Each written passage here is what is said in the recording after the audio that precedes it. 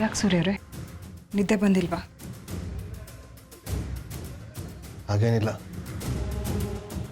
ಕುಡಿಯೋಕ್ಕೆ ನೀರೇನಾದರೂ ಬೇಕಿತ್ತಾ? ಬೇಡ.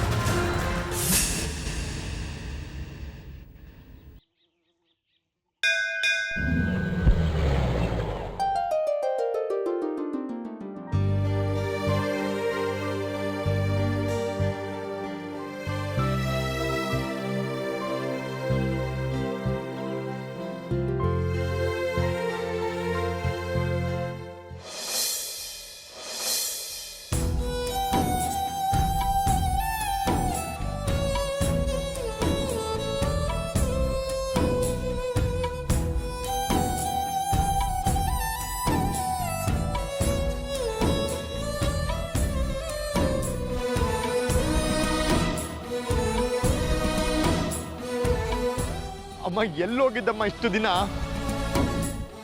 ಯಾಕಮ್ಮ ಹೀಗೆ ಮಾಡ್ದೆ? ನೀನ್ ಕಾಣ್ತಿಲ್ಲ ಅನ್ನೋ ಕಾರಣಕ್ಕೆ ಇವರಿಬ್ರು ನಾನೇ ನಿನ್ನ ಕಿಡ್ನಾಪ್ ಮಾಡಿ ಅಂತ ಎಷ್ಟು ನಾಟಕ ಆಡಿದ್ರು ಗೊತ್ತಾ? ಅದು ಅಲ್ಲದೆ ನನ್ನ ಮೇಲೆ ಕಂಪ್ಲೇಂಟ್ ಬೇರೆ ಕೊಟ್ಟಿದ್ದಾರೆ ಗೊತ್ತಾ?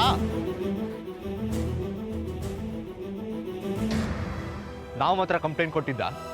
ನೀನ್ ಡ್ಯಾಡಿ ಮೇಲೆ ಕಂಪ್ಲೇಂಟ್ ಕೊಟ್ಟಿದ್ದು ಅದು ತಪ್ಪನ್ಸಲ್ವ ನಿನಗೆ? ಏಯ್, ನಾನು ನಮ್ಮ ಅಮ್ಮನ ಜೊತೆ ಮಾತಾಡ್ತಾ ಇದ್ದೀನಿ, ನಿನ್ ಜೊತೆ ಅಲ್ಲ. ಮಾತಾಡ್ದೆ? ನೀನ್ ಹೇಳ್ತಾ ಇರೋ ಸುಳ್ಳುಗಳನ್ನ ಕೇಳಿಸ್ಕೊಂಡು ಸುಮ್ಮನಿರ್ಬೇಕಾ? ಫಸ್ಟು ನೀನ್ ತಾನೇ ಬಂದಿದ್ದು ಅಮ್ಮನ್ನ ಕಿಡ್ನಾಪ್ ಮಾಡಿದೆ ಅಂತ ಅರೆಸ್ಟ್ ಮಾಡೋದಕ್ಕೆ. ಅದಕ್ಕೆ ನಾನು ಕಂಪ್ಲೇಂಟ್ ಕೊಟ್ಟೆ. ನಾನೇನು ಸುಮ್ಮನೆ ನಿನ್ನ ಅರೆಸ್ಟ್ ಮಾಡಕ್ ಬರಲಿಲ್ಲ. ಅಮ್ಮನ ಫೋನ್ ನಿನ್ನ ಹತ್ರ ಇತ್ತು, ಅನುಮಾನ ಬಂದು ವಿಚಾರಣೆ ಮಾಡೋಣ ಅಂತ ಬಂದೆ. ಅದು ಸರಿ, ನೀನೇನು ತಪ್ಪು ಮಾಡಲಿಲ್ಲ ಅಂದ್ರೆ ಯಾಕೆ ಓಡೋದೆ?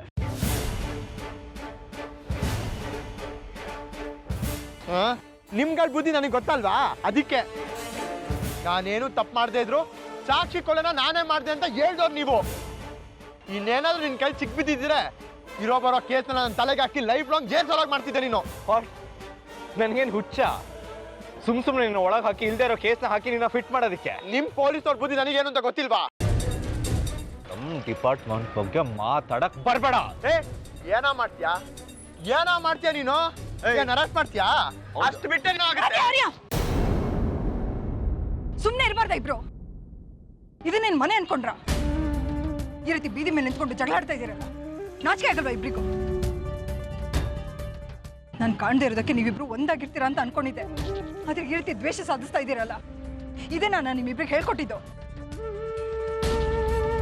ನಾನೇನು ದ್ವೇಷ ಸಾಧಿಸ್ತಿಲ್ಲಮ್ಮ, ಅವನೇ ನನ್ನ ಮೇಲೆ ಡ್ಯಾಡಿ ಮೇಲೆ ಹಾಗೆ ಸಾಧಿಸ್ತಿರೋದು. ಸಾಕು ಸುಮ್ಮನೆ. ನೀನು ನೀವಪ್ಪ ಏನ್ ದೊಡ್ಡ ಸಾಚರು, ನಿಮ್ ಬುದ್ಧಿ ಏನು ಅಂತ ನನಗೆ ಗೊತ್ತಿಲ್ವಾ? ಆದಿ, ಇನ್ನೊಂದು ಮಾತಾಡಿದ್ರು ಮಗ ಅನ್ನೋದನ್ನ ಮರಿಬೇಕಾಗುತ್ತೆ. ಇವತ್ತು ನಾನು ಎಲ್ಲಿಗೆ ಹೋಗಿದ್ರು ಏನೇ ಮಾಡಿದ್ರು ಅದು ನಿಮ್ಮೆಲ್ಲರೂ ಒಳ್ಳೇದಕ್ಕೋಸ್ಕರ. ಈ ಸೇಡು ಕೋಪ ಯಾಕೋ ಬೇಕು? ಇದನ್ನೆಲ್ಲ ಬಿಟ್ಬಿಟ್ಟು ಚೆನ್ನಾಗಿರಬಾರ್ದ? ನಮ್ಮ ಮನೆತನೂ ಉದ್ಧಾರ ಆಗುತ್ತೆ. ಸೂರ್ಯ ಅವ್ರ ಜೊತೆ ಇಷ್ಟು ವರ್ಷ ಬೆಳೆದ್ರಲ್ಲ, ಅವ್ರ ತಾಳ್ಮೆ ಗುಣ ಇದನ್ನ ಯಾವ್ದಾದ್ರು ಕಲ್ತ್ರ?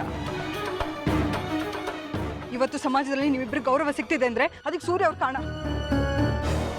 ನೀನ್ ಇಷ್ಟು ದಿನ ಎಲ್ಲಿಗೆ ಹೋಗಿದ್ದೆ? ಅದನ್ನ ನೀನ್ ಕೇಳಲೂಬಾರ್ದು, ನಾನು ಹೇಳಲೂಬಾರ್ದು. ಅಮ್ಮ, ಒಂದು ಮಾತಾಡಬೇಡ ನೀನು. ಸುಮ್ಮನೆ ನನ್ನ ಜೊತೆ ದೇವಸ್ಥಾನಕ್ಕೆ ನಡಿ ಒಳಗೆ.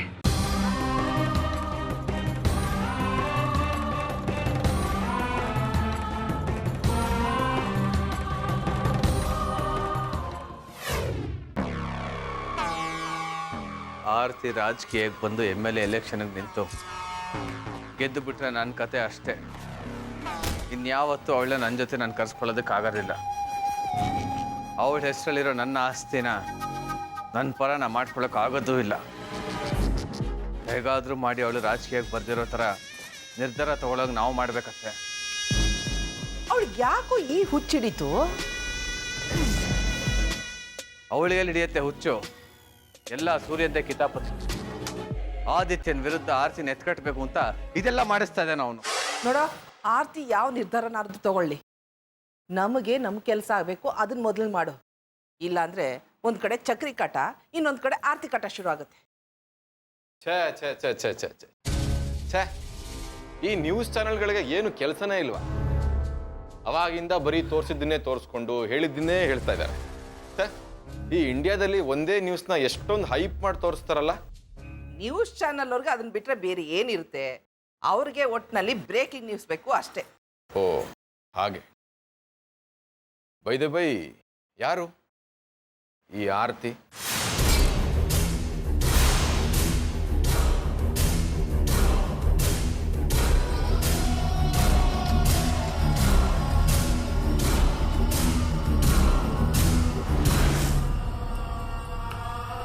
ಅಲ್ಲ, ಯಾರೋ ಆರತಿ ಅನ್ನೋರು ರಾಜಕೀಯಕ್ಕೆ ಬರ್ತಿದ್ದಾರೆ ಅಂತ ಇಷ್ಟೊಂದು ಹೈಕ್ ಮಾಡಿ ತೋರಿಸ್ತಿದಾರಲ್ಲ, ಅಷ್ಟೊಂದು ಫೇಮಸ್ ಅವರು. ಆಂಟಿ, ಅವ್ರು ಯಾರು ಏನು ಅಂತ ನನಗೆ ಗೊತ್ತಿಲ್ಲ. ಅವ್ರ ಗಂಡ ಯಾರು ಅಂತನಾದ್ರೂ ಗೊತ್ತಾ ನಿಮಗೆ? ಅವ್ರ ಗಂಡ ಯಾರು ಅಂತ ನನಗೇನು ಗೊತ್ತು? ಅದನ್ನೆಲ್ಲ ತಿಳ್ಕೊಂಡು ನೀ ಏನು ಮಾಡಬೇಕು? ನನಗೇನು ಆಗಬೇಕಾಗಿಲ್ಲ. ಒಬ್ಬ ಹೆಂಡತಿಯಾಗಿ ತನ್ನ ಗಂಡನಿಗೋಸ್ಕರ ಇಷ್ಟೊಂದು ಹೋರಾಟ ಮಾಡ್ತಿದ್ದಾರಲ್ಲ, ರಿಯಲಿ ಶಿ ಈಸ್ ಗ್ರೇಟ್ ಅನ್ನಿಸ್ತು. ಅಂಥವ್ರನ್ನ ಹೆಂಡತಿಯಾಗಿ ಪಡೆಯೋದಕ್ಕೆ ಪುಣ್ಯ ಮಾಡಿರಬೇಕು. ಈಗ ಯಾಕಪ್ಪ ಆ ವಿಷಯನೆಲ್ಲ ಪ್ರಸ್ತಾಪ ಮಾಡ್ತಿದ್ಯಾ ನೀನು? ಅವ್ರು ಯಾರಾದ್ರೆ ನಮ್ಗೇನು? ಅದನ್ನೆಲ್ಲ ತಿಳ್ಕೊಂಡು ನಿನಗೇನಾಗಬೇಕಾಗಿದೆ? ತಪ್ಪು ತಿಳ್ಕೋಬೇಕಾಗಿರೋದೇ ಇಂಥ ವಿಷಯಗಳು ಆಂಟಿ. ಯಾಕಂದ್ರೆ ಇಂಥವ್ರಿಂದಾನೆ ಪ್ರತಿಯೊಂದು ಮನೆಯ ಹೆಣ್ಣು ಮಕ್ಕಳು ಸ್ಫೂರ್ತಿ ಪಡೆಯೋದು. ಇಂಥವ್ರಿಂದಾನೆ ಇವತ್ತಿಗೂ ಸಂಬಂಧಗಳು ಗಟ್ಟಿಯಾಗಿ ನಿಂತಿರೋದು. Am I right uncle? Yes, I am right. ಅಲ್ಲ, ನೀವು ಮಾತಾಡದೆ ಮೌನವಾಗಿ ನಿಂತಿರೋದು ನೋಡಿದ್ರೇ ಗೊತ್ತಾಗುತ್ತೆ ನಾನು ಹೇಳ್ತಿರೋದು ಸರಿ ಅಂತ. ಒಟ್ಟಿನಲ್ಲಿ ಆರತಿ ಅಂತ ಹೆಂಡ್ತಿನ ಪಡೆದಿದ್ದಾರಲ್ಲ, ಅದು ಯಾರೋ ನಿಜವಾಗ್ಲೂ ಈಸ್ ಎ ಲಕ್ಕಿ ಮ್ಯಾನ್.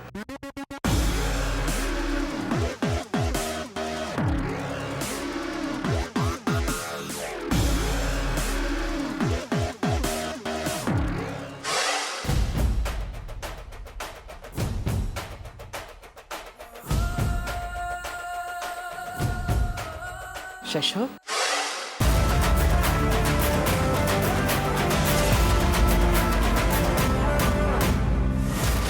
ನಾನೇನೋ ಮಾಡಿದೆ?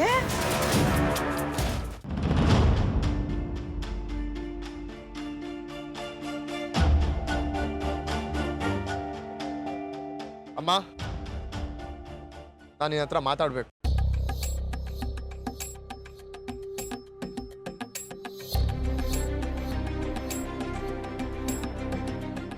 ಏನ್ ಹೇಳು? ಇದ್ದಕ್ಕಿದ್ದಾಗೆ ಎಲೆಕ್ಷನ್ ನಿಲ್ಲೋ ನಿರ್ಧಾರ ಯಾಕೆ ಮಾಡಿದೆ? ಅದ್ ನಿನಗೆ ಅನವಶ್ಯಕ. ಅವಶ್ಯಕತೆ ಇರೋದಕ್ಕೆ ಕೇಳ್ತಿರೋದಮ್ಮ. ನೀನ್ ಎಲೆಕ್ಷನ್ ನಿಂತ್ರೆ ನಾನು ನಿನ್ ವಿರುದ್ಧ ನಿಲ್ಲಕ್ಕಾಗಲ್ಲ. ಸೂರ್ಯ ಅವ್ರು ನಿಂತಿದ್ರೆ ನಿಲ್ತಾ ಇರ್ಲಿಲ್ವಾ? ಓ, ಅದಕ್ಕ ನೀನ್ ಕಂಟೆಸ್ಟ್ ಮಾಡಿದ್ರೆ ನಾನು ದೂರ ಸರಿತೀನಿ ಅಂತ ಎಲ್ಲ ನಿನ್ ಗಂಡ ಸೂರ್ಯ ಮಾಡಿರೋ ಪ್ಲಾನು.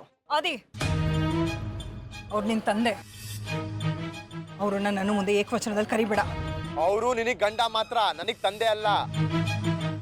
ಎಷ್ಟೇ ಆದ್ರೂ ರಾಜಕಾರಣಿಗಳಲ್ವಾ, ಈ ತರ ಮಾಸ್ಟರ್ ಪ್ಲಾನ್ ಮಾಡ್ತಾರೆ, ತಂತ ಕುತಂತ್ರಗಳು ಮಾಡ್ತಾರೆ. ಅದೇನೇ ಆಗ್ಲಿ, ನಾನು ಎಲೆಕ್ಷನ್ಗೆ ನಿಂತೇ ನಿಲ್ತೀನಿ. ನೀನ್ ಏನ್ ಬೇಕಾದ್ರೂ ಅನ್ಕೊಳ್ಳೋ, ಆದ್ರೆ ನಾನು ಎಲೆಕ್ಷನ್ ನಿಲ್ಲೋ ಹಿಂದೆ ಸೂರ್ಯ ಅವ್ರದ್ದು ಯಾವ ಕೈವಾಡನೂ ಇಲ್ಲ. ಇದು ನಾನು ಸ್ವತಃ ತಗೊಂಡಿರೋ ನಿರ್ಧಾರ. ಎಷ್ಟೇ ಆದ್ರೂ ನಿನ್ ಗಂಡನ್ ಪರ ಅಲ್ವಾ? ಎಲ್ ಬಿಟ್ಕೊಡ್ತೀಯ? ಇದು ನನ್ನ ಕರಿಯರ್ ವಿಷಯ ಅಮ್ಮ. ನಿನ್ ಕರಿಯರ್ ಪ್ರಶ್ನೆ ಆದ್ರೆ ನಾನೇನ್ ಮಾಡಕ್ಕಾಗಲ್ಲ. ನನಗೆ ನನ್ನ ಸಂಸಾರನ ಬೆಳೆಸ್ಕೊಂಡು ಹೋಗ್ಬೇಕು, ಉಳಿಸ್ಕೊಂಡು ಹೋಗ್ಬೇಕು ಅನ್ನೋ ಜವಾಬ್ದಾರಿ ಇದೆ. ನನ್ನ ವಿರುದ್ಧ ಯಾರೇ ಎಲೆಕ್ಷನ್ ನಿಂತರೂ ನಾನು ಗೆಲ್ಲೋದು ಮಾತ್ರ ಸತ್ಯ. ನೀನ್ ಬೇಕಾದ್ರೆ ನನ್ನ ವಿರುದ್ಧ ಕಂಟೆಸ್ಟ್ ಮಾಡ್ಬೋದು, ನಾನಂತೂ ಬೇಡ ಅಂತ ಹೇಳಲ್ಲ. ಹಾಗಾದ್ರೆ ನೀನ್ ಎಲೆಕ್ಷನ್ ನಿಲ್ಲೇಬೇಕು ಅಂತ ಮನ್ಸು ಮಾಡಿದ್ಯಾ? ಹೌದು, ಇದು ನನ್ನ ದೃಢ ನಿರ್ಧಾರ ಕೂಡ. ಅದರಿಂದ ಹಿಂದೆ ಸರಿಯೋ ಮಾತೇ ಇಲ್ಲ. ಅಮ್ಮ, ನೀ ನನ್ನ ಕೈ ಕಟ್ಟಾಕ್ತಿದ್ಯಾ? ಹತಾಶ್ ನಂಗೆ ಮಾಡ್ತಿದ್ಯಾ? ಆ ರೀತಿ ಮಾಡೋ ಅಗತ್ಯ ನನಗಿಲ್ಲ ಕಣೋ. ನಾನು ಮಾಡ್ತಾ ಇರೋದು ನನ್ನ ಮಕ್ಕಳಿಗೋಸ್ಕರ, ಅವ್ರ ಸಂತೋಷಕ್ಕೋಸ್ಕರ. ನಡಿ ಮನೆಗೆ. ಯಾವ ಮನೆಗೆ? ಯಾವ ಮನೆಗೆ ಅಂದರೆ ನಾವಿರೋ ಮನೆಗೆ. ನೀನು ಕರೆಯೋ ಮನೆಗೆ ನಾನು ಬರಬೇಕು ಅಂದರೆ ನಿನ್ನ ನಿರ್ಧಾರನ ಬದಲಾಯಿಸ್ಕೋಬೇಕು. ಆಗ ಬರ್ತೀನಿ. ಅದು ಮಾತ್ರ ಸಾಧ್ಯ ಇಲ್ಲ. ಹಾಗಾದ್ರೆ ನಾನು ಆ ಮನೆಗೆ ಬರಲ್ಲ. ನಾನು ಹೋರಾಟ ಮಾಡ್ತಿರೋ ಶತ್ರುಗಳ ಜೊತೆ ನಾನು ಇರೋದಕ್ಕೆ ಇಷ್ಟಪಡಲ್ಲ. ನಾನಿನ್ ಬರ್ತೀನಿ. ಆದಿ ಆದಿ ನನ್ನ ಮಾತು ಕೇಳೋದಿ. ಆದಿ ನಿಂತ್ಕೋ. ಆದಿ ಬಿಡಿ ಆರ್ತಿ ಅವ್ರೆ, ನೀವೀಗೇನು ಹೇಳಿದ್ರು ಅವ್ನು ಕೇಳೋ ಸ್ಥಿತಿನಲ್ಲಿಲ್ಲ. ಕಲ್ಲು ಪೆಟ್ಟು ತಿಂದ್ರೇನೆ ಅದು ಶಿಲೆ ಆಗೋದು. ಬದುಕೋದನ್ನು ಕಲಿಸ್ದಾಗ ಅವನ ಕೊನೆ ಬರ್ತದೆ.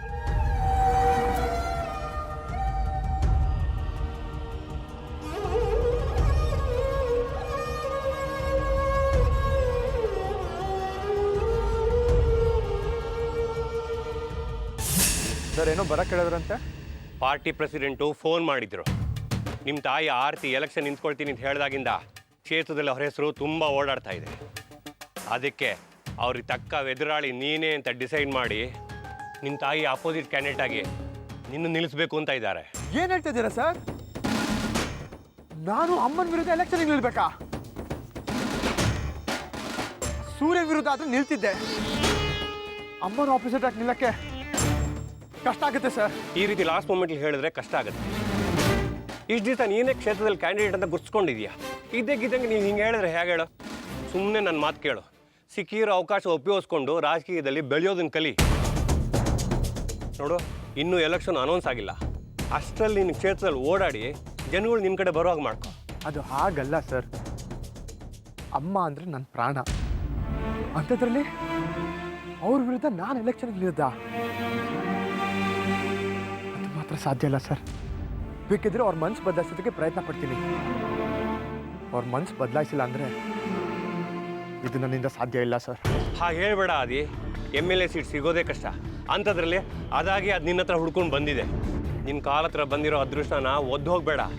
ಮತ್ತೆ ಇಂಥ ಚಾನ್ಸ್ ಸಿಗಲ್ಲ. ಅದೇನೇ ಆದರೂ ಸರಿ, ನಾನು ಮಾತ್ರ ಅಮ್ಮನ ವಿರುದ್ಧ ನಿಲ್ಲಲ್ಲ. ನೀನು ಈ ಮನಸ್ಸನ್ನ ಅರ್ಥ ಮಾಡ್ಕೊಂಡೆ ಆ ಸೂರ್ಯ ನೀನು ಎಲೆಕ್ಷನ್ ನಿಂತ್ಕೊಬಾರ್ದು ಅಂತ ಪ್ಲ್ಯಾನ್ ಮಾಡಿ ಆರ್ತಿನ ಎಲೆಕ್ಷನ್ ನಿಲ್ಲಿಸ್ತಾ ಇರೋದು. ಅದು ನೀನು ಅರ್ಥ ಮಾಡ್ಕೊಳ್ದೆ ಈಗ ಆಗಲ್ಲ ಅನ್ನೋದು ತಪ್ಪಲ್ವಾ?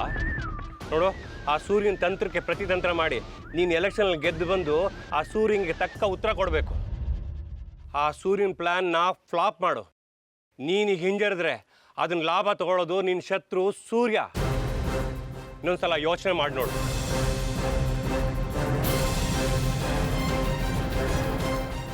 ನನಗೀಗಲೇ ಏನು ಹೇಳೋಕ್ಕಾಗಲ್ಲ ಸರ್. ನನಗೆ ಸ್ವಲ್ಪ ಟೈಮ್ ಬೇಕು. ಟೈಮ್ ತೊಗೊಂಡು ಹೇಳೋಕ್ಕೆ ಇದು ಲವ್ ವಿಷಯ ಅಲ್ಲ, ರಾಜಕೀಯ. ನಾವು ತಡ ಮಾಡಿದಷ್ಟು ಶತ್ರುಗಳು ದಾಳಿ ಮಾಡೋಕ್ಕೆ ಸಿದ್ಧರಾಗಿರ್ತಾರೆ. ಆದಷ್ಟು ಬೇಗ ಯೋಚನೆ ಮಾಡು.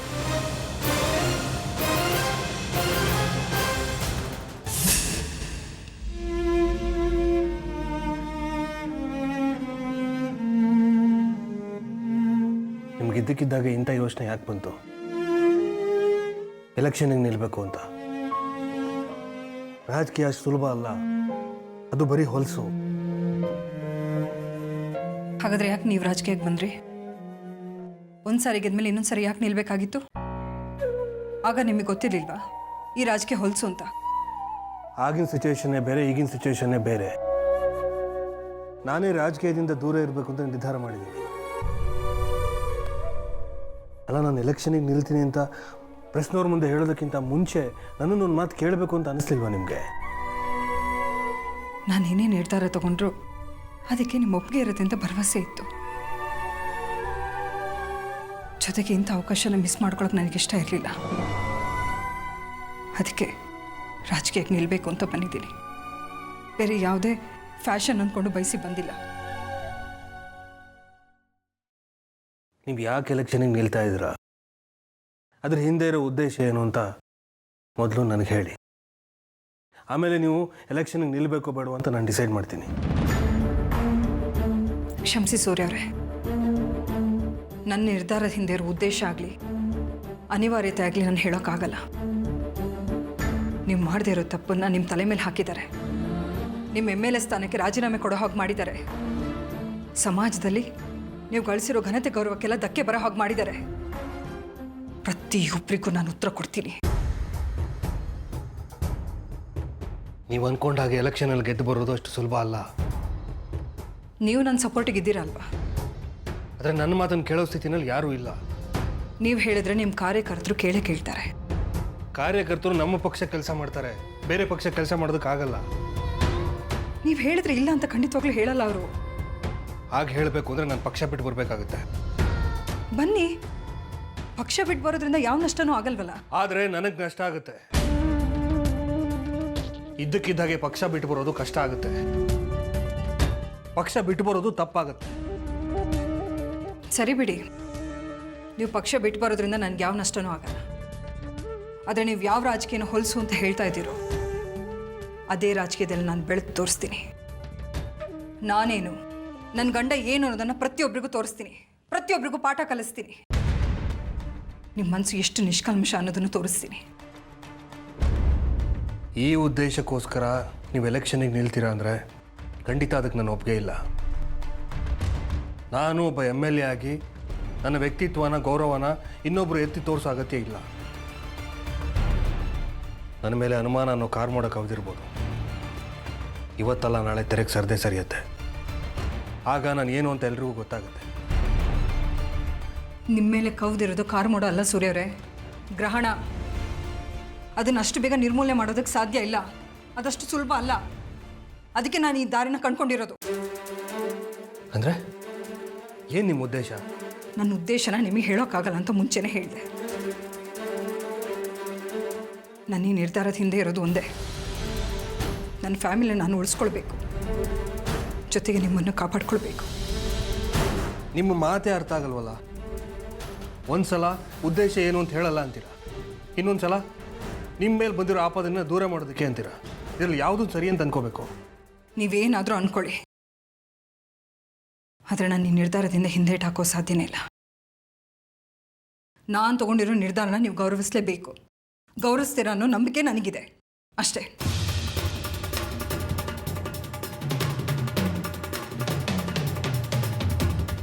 ಹೇಳಿ, ಏನು ಬಂದ ವಿಷಯ? ಆದಿ ಅವ್ರ ತಾಯಿ ಎದುರುಗಡೆ ಎಲೆಕ್ಷನ್ ಕಂಟೆಸ್ಟ್ ಮಾಡಲ್ಲ ಅಂತ ಹೇಳ್ತೀಯಾನೆ ಸರ್. ಅವನು ಹಾಗೆ ಹೇಳಿದ ತಕ್ಷಣ ನೀವು ಸುಮ್ಮನಾಗ್ಬಿಟ್ರಾ? ಮನವೊಲಿಸ್ಬೇಕು ತಾನೇ. ಎಲ್ಲದಕ್ಕೂ ನನ್ನ ಮುಂದೆ ಹೀಗೆ ಬಂದು ನಿಂತರೆ ನೀವ್ಯಾಕ್ರಿ ಬೇಕು ಸರ್? ನಾನು ಪರಿಪರಿಯಾಗಿ ಹೇಳಿದೆ ಸರ್, ನಾನು ಅಮ್ಮನ ವಿರುದ್ಧ ನಿಲ್ಲಲ್ಲ, ಅವ್ರು ಸೋತ್ರೆ ನಾನು ಸೋತಂಗೆ ಅಂತ ಎಮೋಷನಲ್ ಡೈಲಾಗ್ ಹೊಡಿತಾನೆ ಸರ್. ಅವನ ಎಮೋಷನ್ಗಿಟ್ಟು ಬೆಂಕಿ ಹಾಕ. ಏನು ಯಾರಿಗೂ ಇಲ್ದಿರೋ ತಾಯಿ ಇವನೊಬ್ಬನಿಗಿದ್ದಾಳೆ. ಅವನಿಗೆ ಹೇಳಿ, ಎಲೆಕ್ಷನ್ ಅಂದರೆ ಯುದ್ಧ ಭೂಮಿ ಇದ್ದ ಹಾಗೆ, ಅಲ್ಲಿ ಅಕ್ಕ ತಮ್ಮ, ಅಣ್ಣ ತಂಗಿ, ಅಪ್ಪ ಅಮ್ಮ, ಬಂಧು ಬಳಗ ಅಂತ ನೋಡಬಾರ್ದು, ಗೆಲ್ಲೋದಷ್ಟೇ ಮುಖ್ಯ ಅಂತ ಪಾಠ ಹೇಳ್ರಿ. ಅದು ಹೇಗೆ ಕಂಟೆಸ್ಟ್ ಮಾಡಲ್ಲ ನಾನು ನೋಡ್ತೀನಿ. ಅದನ್ನೆಲ್ಲ ಹೇಳಾಯ್ತು ಸರ್. ನಾನು ಏನು ಹೇಳಿದ್ರು ಕೂಡ ಅವ್ನು ಕೇಳ್ತಾನೆ ಇಲ್ಲ, ಹಿಂಜರಿತಾ ಇದ್ದಾನೆ. ಅವ್ನು ಹೀಗೆ ಮಾಡಿದ್ರೆ ನಮ್ಮ ಪ್ಲಾನ್ ಎಲ್ಲ ಉಲ್ಟಾ ಆಗುತ್ತೆ ಸರ್. ಬೀದಿಯಲ್ಲಿ ಬಿದ್ದಿದ್ದ ನಾಯಿನ ಉಪ್ಪರಿಗೆಲ್ಲಿ ಕೂಡಿಸಿದ್ರೆ ಹೇಸಿಗೆ ಮೂಸೋ ಬುದ್ಧಿನ ಬಿಡಲ್ಲ. ಬರೀ ದೇಹ ಬೆಳೆಸಿದ್ದಾನೆ, ಬುದ್ಧಿ ಬೆಳೆಸಿಲ್ಲ. ಇನ್ನೊಂದು ಸಲ ಸಾಫ್ಟಾಗಿ ಹೇಳಿ ನೋಡಿ, ಅದಕ್ಕೆ ಬಗ್ಗಿದ್ರೆ ಓಕೆ, ಇಲ್ಲಾಂದರೆ ನಮ್ಮ ಹುಡುಗರನ್ನ ಬಿಟ್ಟು ಅವ್ನು ಎತ್ತಿಸ್ಬಿಡಿ. ಆ ಕೊಲೆ ಆಪಾದನೆನ ಆರ್ಸಿ ತಲೆ ಕಟ್ಟಿ. ಆಗ ಅಮ್ಮನೂ ಇಲ್ಲ, ಮಗನೂ ಇಲ್ಲ, ಎಲ್ಲಿಂದ ಬರುತ್ತೆ ಎಮೋಷನ್ ನಾನು ನೋಡ್ತೀನಿ ಸರ್. ಇದು ರಿಸ್ಕ್ ಅನ್ಸಲ್ವಾ? ರಿಸ್ಕ್ ತೊಗೊಂಡ್ರೆ ರೇಸಲ್ಲಿ ಗೆಲ್ಲೋಕ್ಕಾಗೋದು. ಹೇಳ್ದಷ್ಟು ಮಾಡ್ರಿ. ಸಾಯ್ಲಿ ತಾಯಿ ಮಗ ಇಬ್ರು. ಏನು ಇವನೊಬ್ಬನಿಗೆ ತಾಯಿ, ನಾವೆಲ್ಲ ಉದ್ಭವ ಮೂರ್ತಿಗಳು. ಹೋಗ್ರಿ.